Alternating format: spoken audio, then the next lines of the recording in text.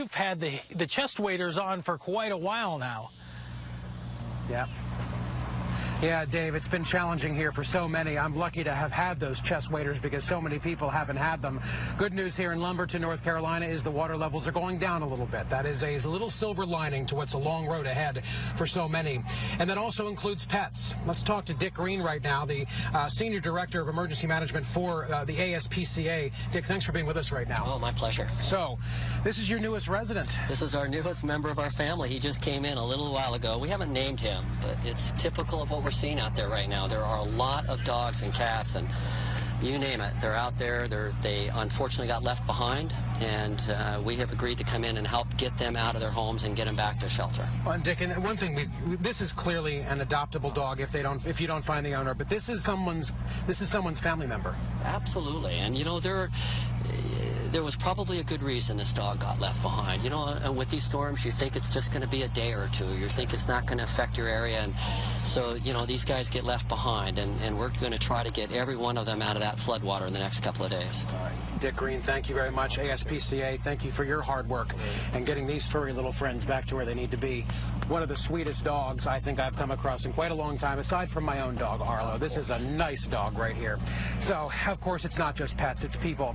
And earlier today, in addition to speaking with this little man and Dick here, we were also able to speak with Governor Pat McCrory of North Carolina, who obviously has huge concerns for his state, but is staying optimistic. Listen to our interview from earlier. It's heartbreaking to see what's happened in this county of Robinson County. It's one of our poorest counties, but some of the most resilient people that you'll ever meet, some of the strongest people that you ever meet, and some of the most graceful people. This is almost a surreal experience. Here we have beautiful Carolina blue skies. It's warm, it's comfortable, but we're still going through Hurricane Matthew here. You know, just because you downgrade something from a 4 to 1, and it's gone. This is a 4 to us in North Carolina, and sadly we've lost another life today. We're up to 20 people have lost their life, 19 due to flooding. And one thing we realize is water kills. It's not just the wind as you see in the hurricanes, but water kills, and water is in the Pembroke, Lumberton area of North Carolina. Whole neighborhoods have been wiped out, and people have lost everything. They've lost their homes, they've lost their belongings, they've lost their medicine, they've lost cars if they had them, they lost their pets. So we're dealing with a dire situation, and our first goal is to not have loss of life with new water coming into another part of the state, and then in recovery. With these people, our immediate need is to get them medicine and clothes and shelter. Our next goal is we're working with FEMA. I've had several conversations with President Obama, and I really appreciate it. FEMA's doing an outstanding job.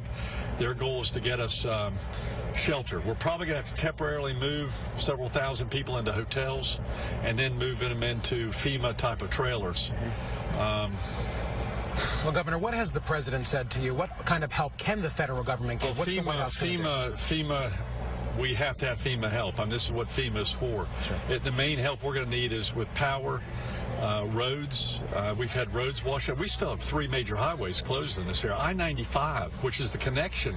I-95 is the connection of Florida and New York. Sure. You are going down I-95 a few miles from here. It's shut down. It's been shut down for 4 days now, and we don't know how many more. We still have a stream going through I-95. We have a detour around, but that's where our drownings occurred. We lost several people.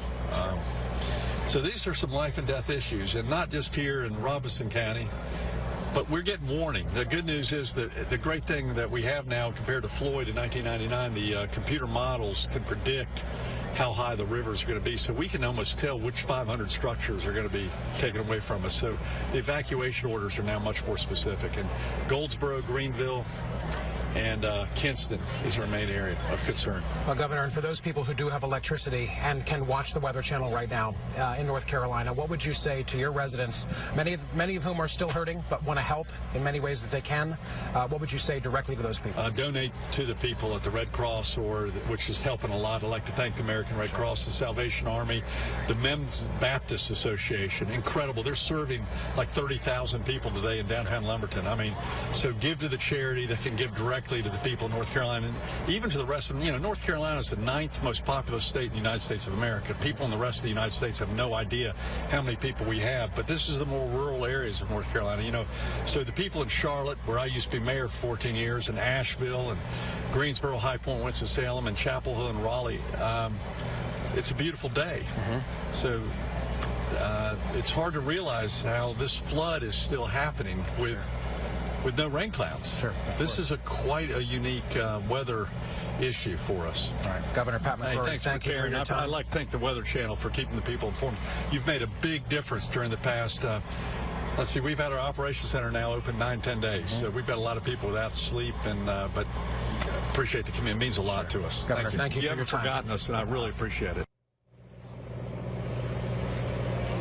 That, again, our conversation with North Carolina Governor Pat McCrory here at this shelter. About 240 people are living here right now, Mike Bettis. A very tough go for a lot of these people, but they're going to get through it. They're going to stick together and get through it, like the governor was saying, and like so many have said to us here tonight. Back to you. Absolutely. You got to give them an A for effort here. They're doing everything they can to get back on their feet. Nothing they can do about the river at this point, so just band together. Justin, thank you very much for the update, but look at the donations that have poured in there to Lumberton. Something else. All right, the flooding's still to come. Look at the area.